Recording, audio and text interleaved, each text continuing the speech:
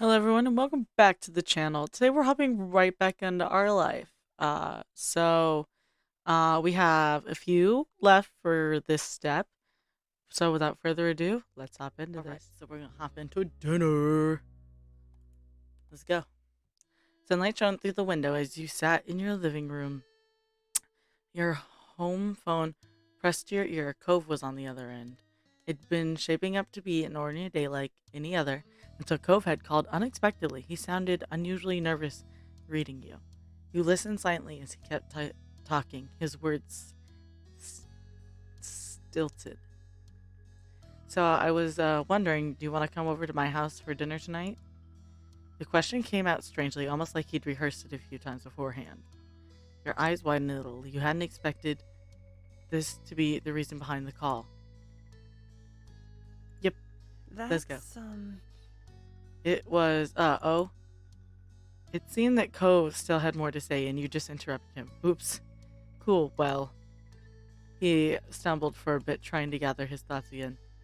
My mom and dad, they really want you to be there. If your parents don't have a problem with it, they asked me to ask you. You took a moment to think. Dinner at home would be quiet and uneventful today. If you really wanted to go, you could go to Cove's instead. Can you come over, I mean? Yeah, I'll have to ask my mom's. No, I can't make it. Why am I the only one getting invited, or did you mean the whole family? Yeah, we can come. Okay, I'll let them know when I can. It was just you, or did he sound almost comforted by your response? You had to be imagining it. He spoke to you for a little while longer to explain what time to come over and any other details, then he hung up. And that was that, for now anyway. Soon enough, the sun dipped out of the sky and evening came. It was time for you to head over to Cove's house. After letting Elizabeth know you were heading, she didn't look away from the TV, just grunted. You made the small journey across the street. You knocked a couple times on the heavy door to their condo. As you waited for an answer, you found yourself contemplating being a guest while both Cove's parents were there. It was exciting, it was apprehensive, made you curious. You didn't think it would be especially interesting. You couldn't say you were curious. You wondered why they decided to invite you out of the blue. Maybe you'd find out later tonight. You didn't get too much time with your thoughts, though. The door opened soon enough. Rosamond Cairo stood in the frame, smiling warmly at you. come on. Hey, Ari, welcome. Please come in. She opened the door wider and moved to make room. You stepped inside, allowing her to shut it behind you. Thanks so much for coming. I know it was kind of last second. Thank you for having me. Of course. Of course, just make yourself at home. It's not my home, but I've been given permission to say that. Hey, Ari, welcome to our humble abode. You jerked your head towards the sound of Mr. Holden's voice. He waved at you briefly from the kitchen, his back turned, and a large spoon in hand. I hope you're hungry because I'm whipping up a lot of tasty stuff. True to his word, you heard something sizzling on the stove. You closed your eyes and inhaled. It smelled spicy and savory. With Mr. Holden busy and Cove nowhere to be seen, it was just you and Kyra. She gave you a weary smile. He sure is. While I've been barred from cooking the entire time I'm staying here, can you believe that? She nudged you with an elbow. Mr. Holden scoffed good-natured, then spoke from over the shoulder. You're on vacation, Kyra. You need to accept that already. She yelled back, amusement obvious on her face and in her tone. People still cook when they're on vacation. Everyone's got to eat. It's not like I'm some celebrity who can go out for every meal or hire a private chef. Sorry. Well, in this house, you're a VIP. Oh, I hit my leg on my desk. Iris smiled and shook her head quietly. Then she turned to face you once more. Well, Sorry about that, Ari. Here, I was trying to strike up a conversation with you, and Cliff just had to butt in. Don't, I don't butt in. She eyed him, chuckling in disbelief. He wasn't exactly disproving her point with that. Carrie leaned over to whisper to you. It's okay, he likes to be included, but since Clifford isn't insisted on cooking all by himself, he'll have to wait. The two of us can chat. Her next question continued to be said in a hushed tone just to be safe. so? So how are you doing? I'm good. Oh, I'm good. Things are okay. I'm not really sure. You didn't reply to the question. Things are okay. To her credit, Kara wasn't too fazed by your lackluster response. Let's see if we can't turn that into a great bite. That okay into a great by tonight, huh? She opened her mouth to say something more, but some light pounding footsteps caught your attention. You checked to see Cove emerge from the hall a few moments later. He might have heard all the commotion and left his room to see what was going on. He quickly took stock of the situation. Hi. Cove made no attempt to meet your gaze. Instead, he decided to stare at the ground. Though the two of you weren't close, you could tell that he felt uncomfortable by the entire situation. You'd known him long enough to realize that. Hey, Cove. You left it at that. You didn't think he would appreciate you asking him about it, especially not in front of his parents. It was when you glanced away from Cove that you spotted his parents watching the two of you interact. Cove noticed their stares too, meeting them with narrowed eyes. So... Are we having dinner now? Not yet, bud. I'm still cooking. Alright, I'm gonna go back to my room. Before he could make his escape, Kyra spoke up. Eri, why don't you go with Cove? I'm sure you'd rather spend time with him. Cove's lips then clearly annoyed it. His mom inviting you to his room. You assumed he would protest, but come on. Words were quiet, though they were definitely directed at you. You supposed that he'd rather hang out with just you than spend time with his parents right now. Go on, Eri. You don't have to stay out here doing nothing. Well, it looked like you didn't have much of a choice. You nodded in the affirmative. Cove turned fully and made his way down the hall. Have fun, you two. We'll call you when food's ready to go. With that, you followed after Cove. The two of you made your way down the hall. It was your first time. You were invited to see Cove's room. You had visited Cove's room before, but only rarely. Rarely! Cove got to the door first, opening it and stepping aside. You joined him. Okay, can I just... Ooh, wrong button. Go back. I'll get back to the story now. There was a mat on the floor in front of the door. As you stepped over the threshold into his room, you felt the crunch of sand beneath your feet. The sensation was nothing new to you, of course. Of course his room is smothered in sand. Cove constantly came back to his room covered in sand, not bothering to clean himself off at the front door and get it all over his personal space. That's just how he was, a little bit of a mess. You hadn't heard Mr. Holden ever scold him for it, not like your mom would have if you'd done it. You can sit wherever you want. Cove himself took a seat at the edge of his large bed, looking like the picture of comfort in you, and left you to decide. We're gonna sit in the chair. There was a desk chair in the room for a reason, after all. You walked over and rolled it out, taking a seat on it. It was stiff against your butt and creaked each time you shifted. He definitely used his bed space a lot more often than this. Well, too late to complain now. You just have to deal with it. With the silence growing, your gaze began to drift. You stared at the bright fish swimming in the tank. There were a bunch of them floating to and fro in the open space. They stood out starkly against the green aquarium plants. How long have you had those fish? I guess. My dad bought them for me not very long after I moved here. I guess it's been years now. Wow, that's a long time. You peered carefully into the tank. The fish looked to be doing well. He must take good care of them. Most of them were small, but there was one especially big one. What are their names? I don't name them. Well, not really. You lifted your eyebrows at that. He continued to explain sheepishly. I mean... Mostly I just call them things based on what they look like. Squirt for a small one, tangerine for a really orange one, that sort of thing. I've had a lot of fish, and I'm not good at coming up with names. You found that funny? You found that surprising? You found that relatable? Funny. Who knew that was a weak spot of his? It was an entertaining revelation. Oh, a couple of them have other types of names. He pointed to a small orangish-red fish minding its own business away from the others. My dad named that her Dreamcatcher, and that one's Mark. Mom came up with that one. Cove smiled to himself, his eyes reflecting the glow from the tank. You let other people name your fish? It's nice. Yeah, it's nice. We're gonna keep quiet. We're not even close with him. You were fascinated by the delicate movement of the fish and got lost in observing them. A silence fell over the two of you for a while, your attention solely on the fish tank. You know, I'm not allowed to have pets in my house, not even fish. The corner of Cove's lips turned down at that. That doesn't sound fair. It's not like fish would make a mess of your house or anything. You just gotta take care of their tank and feed them, and they'll be okay. Right? My moms can be strict, the weird sometimes. I don't mind the match. I get it. But I would at least like a fish. We're not even allowed to have pets here, and I had fish. They trust Elizabeth and me to go around the neighborhood alone, but they won't let us have a pet. It doesn't make sense. Maybe when you're older, they'll let you. I don't know. They seem pretty against it. Your current conversation brought to mind a memory from years ago. You launched into it without any warning, earning you a brief, confused look from Cove. One time, Elizabeth came back from playing at the beach and just shut herself in her room. She only came down for food and then she ran back upstairs straight after. It was kind of weird. Moms didn't think much of it at first, though. But then that night, Ma went to her room to say goodnight and started screaming.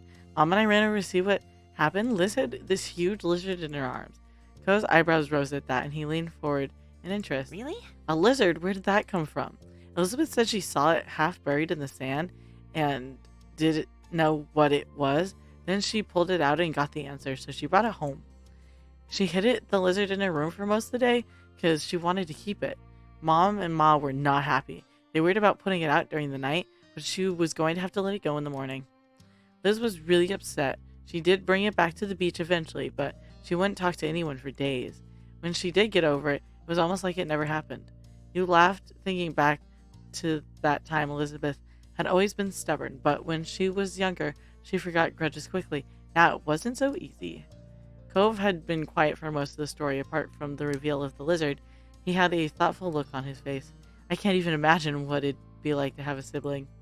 You gave a serious thought to his statement before you told him. It's fun, there are up and down, you like to be an only child. It's a nice idea in general, but my sister is Elizabeth. I don't know how to explain what it's like. There are ups and downs. I'm actually the younger of the two because I have an older brother. He's 3 years older than me, so I get it. It's fun to have her there when she wants to be there, but now Elizabeth barely feels like hanging out with me. Cove pursed his lips at the word, considering them quietly for a while. Cool. That's interesting. I think your family's cool. He didn't have much else to say, though while on the topic of your family, you considered your relationship with your moms too. They were absolutely the best. You got along with your moms. You thought your moms were okay. You found your moms difficult to deal with. I love my mom the most out of all 4 of my parents, thank you. And if that sounds weird, it's because both my parents are divorced. Well, my parents are divorced, and then I have a stepdad, and I think my dad's engaged now. So, stepmom.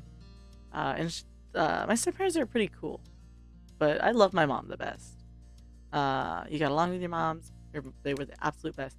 You couldn't even consider another option. You couldn't have better parents. Well, say what you want about them, but at least your mom's never tried to pay someone to be your friend. That thought prompted you to look over at Cove. He probably still didn't know what that happened. You doubt that Mr. Holden had mentioned it to you and never had. You wondered if you should tell him. It was a long time ago, but you were keeping a secret from Cove. You didn't tell him it was a bad time. You didn't tell him you weren't sure how to rest. You didn't tell him secrets were meant to be kept. You didn't tell him you didn't want to have that talk with Cove. You decided to tell him, secrets are meant to be kept. Mr. Holden told you not to tell anyone, especially not Cove. He didn't want to break his trust. Time seemed to pass at a crawl. The two of you spent most of it without speaking a word. Cove flipped through the pages of a book he wasn't actually reading, while you tried to entertain yourself by looking around his room. Eventually, you heard a muffled holler from a different part of the house, and you and Cove raised your head in unison. It's time for dinner. Cove watched the firmly shut door. He'd been locked behind for most of the night, but he didn't make a move to get up from the bed. You couldn't see his face, so you didn't know his expression he was wearing. I'm glad you came. You are? It doesn't really seem like it.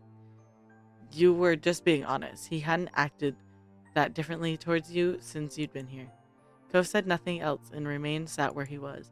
Now you would be as good a time as any to ask him why his parents so suddenly wanted to come over.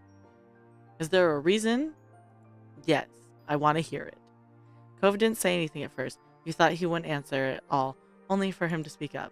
It's been awkward here. Sometimes it is when just the 3 of us are together. That's probably why. You waited for more, but this time he didn't talk further. There was another shout from outside, too muffled to actually know the words. You can imagine what they were. Let's go. Phil finally got up, lumbering away with his shoulders sagged. You followed after him. Together, the two of you made your way back to the living room. As you expected, Ko's parents were politely waiting for you at the kitchen table beside the window overlooking the back of the house. Food had been prepared and set. Mr. Holden beamed as you and Cove took your places. I hope everyone's hungry. I cooked up a feast. Yeah. I know I am. Yeah. Cove mumbled a response. Wasn't nearly as upbeat as theirs. His parents didn't notice, or they pretended not to. Mr. Holden instead looked at you grinning. Thanks. Let's all take a moment to thank our special guest for being with us here tonight. I'm so glad you were able to make it, Ari, on such short notice, too. You think Cove parents turned back for inviting you? You didn't say anything. You just felt awkward about the situation. I am too polite. Thank you for having me over. All right. Well, that's it. Everyone, please dig in. You can help yourselves to the food. Upon his encouragement, you looked over the meal spread in front of you. There was large garden salad at the center, surrounded by a variety of Mexican dishes. There were a lot of side options, sauces to add. You were very happy about these options. You could work with it. You weren't exactly a fan. This kind of surprised you. I love Mexican food. You love Mexican You love Mexican food, and there were so many dishes to choose from. You were practically drooling. Utensils and plates scraped and clanked together as the group began filling their plates. Cliff, could you pass the salsa verde? Of course. Thanks. Thank you. Let me just say, you really outdid yourself tonight. I'm so jealous. Jealous of what? Your cooking's nothing to sneeze at, Kyra. Ko's parents made small talk, filling the silence with what seemed to be barely any effort. You joined right in without a thought. I didn't know you could cook. Huh? You didn't? Who do you think has been feeding me in Cove all this time? I don't know. Maybe you guys get takeout and stuff. You could afford it, I think. Mr. Holden sputtered, acting grossly offended, but he was grinning good-naturedly. Takeout? If we ate that for breakfast, lunch, and dinner, we wouldn't have made it this long. Cove's mom leaned towards you, her eyes twinkling merrily. I know it might seem like there's a big goof, but he's got some skills. Hey. Hey now, that sounds less like a compliment and more like an insult. Don't worry about that. If that's how you want to take it, I can't stop you, can I? Such disrespect and in my own home. Sorry, my friend. Brief silence interpassed the small talk. You piled some food on your plate, waiting for your turn if someone was serving themselves a dish that you had your eye on. Once the food had been divided and things set down, Ko's parents started talking again. Now then, you sat up in your seat when you noticed they were both looking at you. How's it going? How has everything been at your house or your mom's? Well, you've been keeping busy this summer, or maybe you're just trying to take it easy during the break. Felt overwhelmed by the sudden rush of questions. You were more than happy to answer. Surprised, but didn't mind the interest. Felt uncomfortable with the attention. Happy to answer. Ko's parents seemed honest interest to hear from you. You were kind of flattered by the attention. You answered how things were at your house.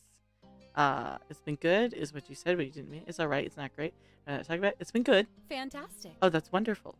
You told them how your moms are doing. They're great. My moms are fine. They're the same as always. You should ask my parents about it yourself. They're fine. Just kind of busy with work and stuff. That's nice. Doing fine part. Not the busy with work part, obviously. Things I was doing this summer. Not sure where to start. There's so much that's happened. You should know what I've been up to since so much has included your family. I haven't really done much. Mr. Holden's brow raised when you answered that. You sure are keeping yourself busy. You could learn a thing or two from you. And that was that for answering questions. Kira nodded along. You could tell she was actually listening to the words you were saying. She was trying to include you, not humor you. Did you know Cliff Airy is really into fashion?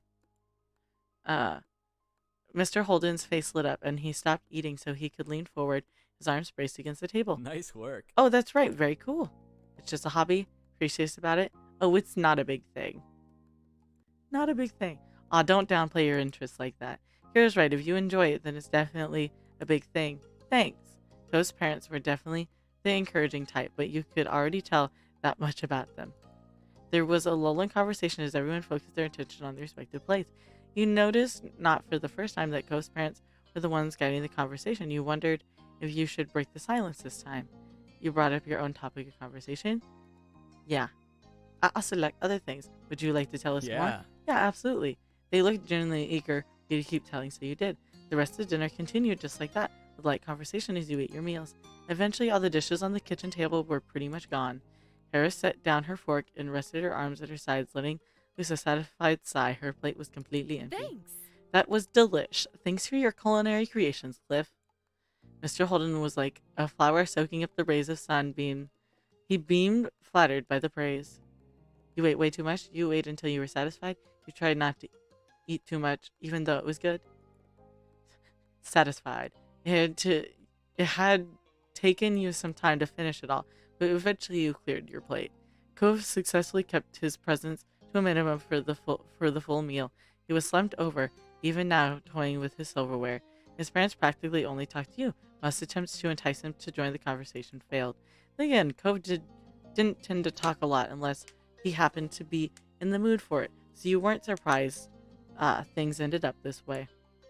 You didn't get much time to contemplate Cove's situation because your attention was taken by Mr. Holden pointedly clearing his voice. Not to sound like a broken record, but thanks for coming, Ari. I'm glad we finally got the chance to have you over for a real What? meal. What? Did I hear that right? This is Aries' first time. This is the first time Aries had dinner here? Why in the world haven't you invited them over sooner? Cove's always the one going over to Aries' house until now. I mean, how was I supposed to reject the generous offer of the Payne family to host my kid? Kara shook her head, but the amused smile she was sporting told you that she wasn't actually mad. Those guys, honestly. This guy, honestly. Whew. With that, dinner finally came to an end. Mr. Holden stood up from the table and began collecting empty plates. Cove was asked to help out, which he did with little fuss. Kara tried to lend a hand as well, however, Mr. Holden didn't let her. It seemed like she was barred from cleaning as well as cooking. You weren't allowed to chip in either since you were there as the declared guest of honor. Although the meal was over, the night wasn't. It looked like you weren't going home yet after all. You were asked to wait on the couch. While Cove and his dad were clearing up the mess, Kira disappeared down the hall after shooting you a wink.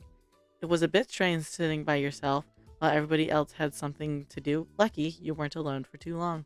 After a couple of minutes, Cove's mom returned with a deck of cards in hand. She strolled into the room, confident while shuffling. So, who's up for a few rounds?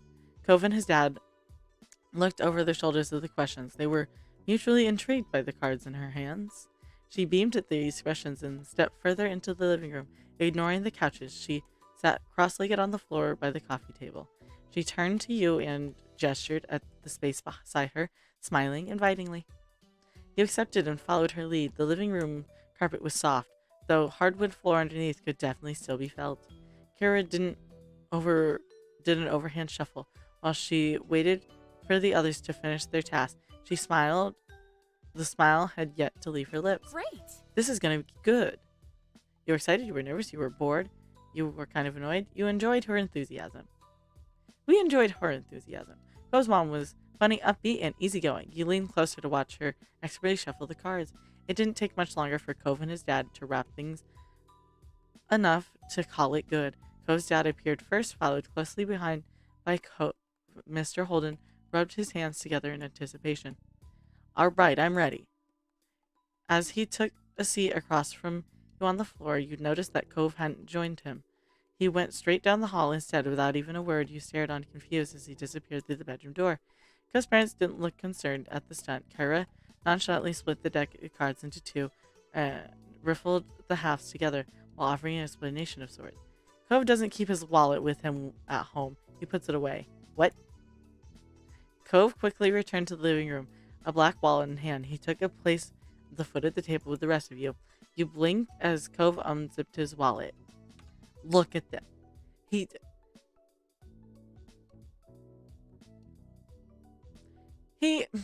looks like a decent blend between the two of them. You guys use real money even when you're only playing card games with each other? I mean, duh. How could you say no? If you're going to scam people out of their money because you're really good at something, why not it be your own family? Put them in their place. Pay back for all the trauma they gave you, am I right? While you sat there, your hands idle in your lap, the three-shot looks at one another and size each other up. Yeah. That's right, $5 per round per person. Winner takes all. Go big or go home. Oh, are you planning on kicking Airy to the curb, or did you intend on donating to the guest of honor spot, Mr. High Roller? Mr. Holden narrowed his eyes and leaned back against the side of the couch, completely at ease. No worries. If Airy wants to play, I'll fund their way in. Don't worry about it. He rested his arms across the top of a knee that he propped up. Cove's dad was acting slick in a way you'd never seen before. You appreciated the offer. You joked that he shouldn't be so confident. You felt awkward about the situation. He searched through his... Okay, you get to see what happens when I don't know words. I'm pretty sure I know the word, but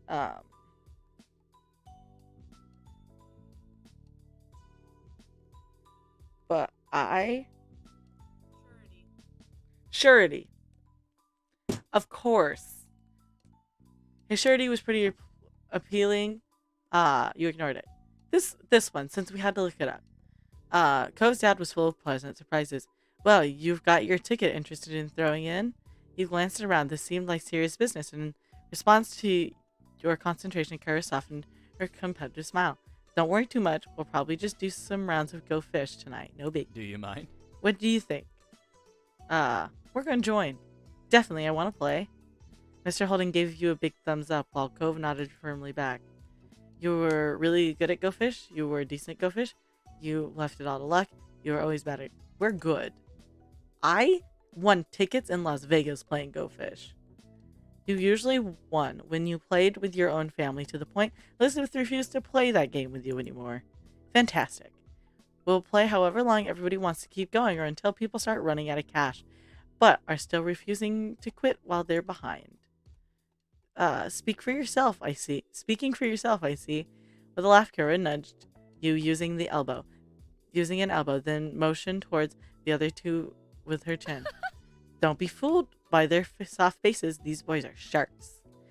In reaction to her words, Mr. Holden smirked and Cove's eyebrows became more angled. Kyra's phrasing made you think back to when you were young, specifically Mr. Holden's favorite shark pants he used to wear all the time. Perhaps they had been a fit for him in ways you didn't know of. You could feel tension in the air. Cove and his parents glued their eyes to one another, then all placed $5 bills in an empty space in front of them.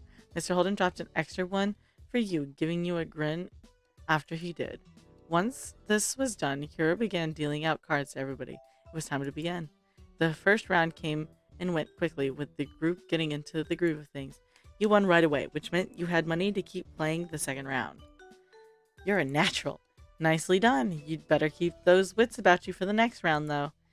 As the night went on, so did the games. Mr. Holden would jokingly shake his fist whenever somebody other than him got a pair. Kira acted as news anchor, reporting on every movement everyone made by speaking into her cold fist.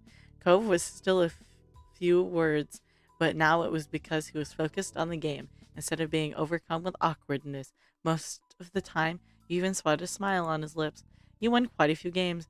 To your delight, you had a hefty money pile on your side of the table. You must regret paying Aries' way in now, huh? I just might be. At this rate, they're gonna bleed me dry. Nobody likes a sore loser, Mr. Holden. He sputtered, having no response to that. Curry giggled, and so did Cove. It became clear that where the money went in the moment didn't really matter. They ended up giving it back to one another in other ways, and not just through more rounds of cards. You sat back looking over the scene. A tiny smile grew on your face. Cove's family was pretty cool, you thought. You were glad you got this chance to come over and spend time with the three of them. I hope you enjoyed today's video, and if you did, remember to hit like and subscribe so you can come back and see just how close we get with everybody, you know? Because you want to see what happens with Derek and Cove, don't you? And in the next step, there's a third person that we can be a little romantic with. I think you want to be here for that. So without further ado, I hope you had a good day, and I'll see you next time. Bye-bye.